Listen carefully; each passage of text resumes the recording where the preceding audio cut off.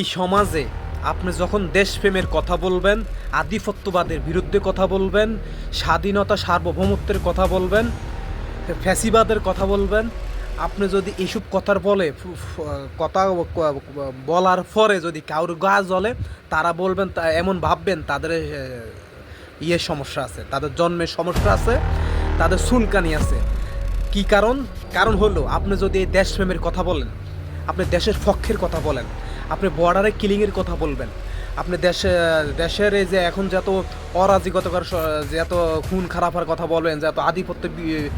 বিরোধী কথা বলবেন, যারা আমাদের সুইসা খাইতেছে তাদের বিরুদ্ধে কথা বলবেন। আমরা যদি কোনো একটা উন্নয়ন প্রকল্পের কথা বলি যে আমরা একজনে আমাদেরকে সুইসা খাওয়ার পরে আমরা এটাকে যদি সরে এসে আমরা যদি কোনো একটা বন্ধু রাষ্ট্রের হাত ধরে যদি কোনো উন্নত সাধন করতে চাই, তখন যদি কাউ জ্বলে তাহলে ভাববেন যে তাদের সমস্যা আছে,